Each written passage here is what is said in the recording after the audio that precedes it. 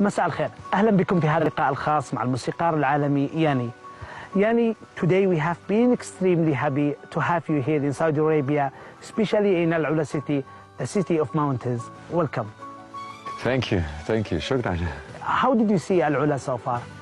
I love it.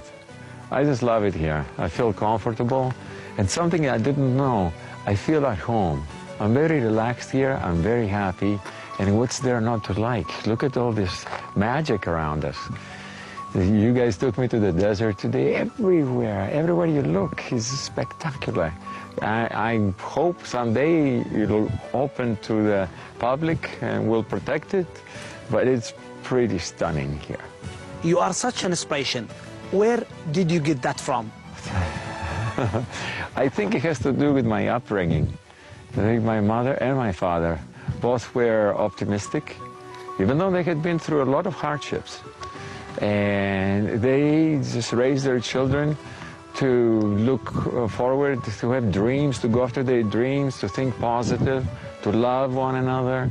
They're very basic but good human values that are true from thousands of years ago to today, the same things. And they taught us this by example. They were like that. I watched my mother and I watched my father be exactly what she was trying to teach us to be. Yanni, what's your ritual when you want to compose music? I mean, do you rely on being alone until you seal in creativity? Creativity is a beautiful frame of mind. It's so beautiful. When you're creative, you see everything. It's a place that you go mentally where all music appears. I don't have to be alone. I don't have to be anywhere. I can be on an airplane with people running around, and all of a sudden I don't hear anything, I don't see anything, and music is here. It takes years to learn how to do this, but it is a frame of mind. It is like a place where you surrender, like you surrender to the butterfly. The butterfly has to come to you and land on your hand.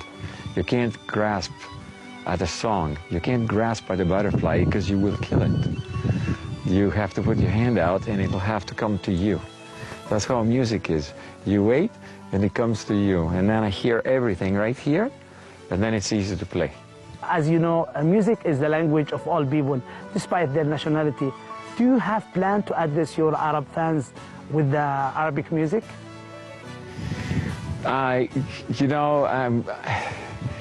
My music has influences from all over the world, including Arabic, and Middle Eastern, and Asian, and Mediterranean, from Greece and Italy and Spain, and everything is in my music. I would like to come back, and I'm really thinking about it seriously, in the next year or two, because it's going to take a little bit. I want to do a big project here, specifically for Saudi Arabia. And I want it to be magical. I want it to be something that has never been done before. Visually and audio, too. New music, and some of the old music, too. But new music, and hopefully some Arab musicians, too. That's why I need time. I need to find the right people and write for them, for their instruments and how they are. There's a lot. I have a lot of ideas, but I'm working on them, and I keep an open mind about it.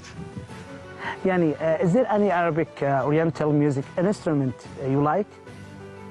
I like them all. I like the Udu. I like Oriental, you mean? Asian, yes. I mean the koto, and there's a lot of instruments. I can't remember. I love the duduk. Oh, the duduk is beautiful. And I like everything. It's like if I hear it, the only requirement that I have is that I don't want to fake using the instruments. I don't want to use Arabic instruments because I'm in Saudi Arabia. I want to do it because I understand the instrument. I have the music, I have the emotion that I want to express, and those particular instruments will express that particular emotion. It has to be real. I don't fake music. It has to come together effortlessly like this, and it does. And when it does, it's magic. Do you listen to Arabic music sometime? I listened to Arabic music since I was a little kid, like you were and when you listening to me. When I was a kid, I wouldn't go to sleep at night. So everybody went to sleep, and I'd go on shortwave radio, and I would tune in, and I would get all of the Middle East and Italy, all the way to Spain. I would hear radio stations at night broadcasting music, some rock and roll, but so it's inside me. When I wrote music 30, 40 years ago, if you listen to it, it has Middle Eastern influences to it and Arabic influences to it. My rhythms, too, the time signatures that I use, these are not made up. They were inside me. The melody came out in that particular rhythm, not because I said, I want to write something that has an Arabic rhythm. You understand? Then it's natural. It's good. What's your message to your Arab fans? I love them.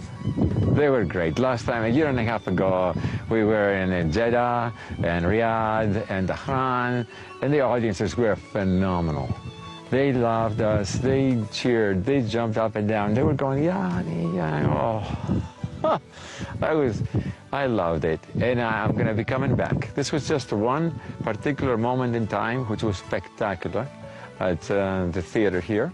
And I'm planning again, like I said, in a couple of years, I want to make this amazing presentation, specifically for this nation, which by the way, I do believe is a very important nation for our whole planet.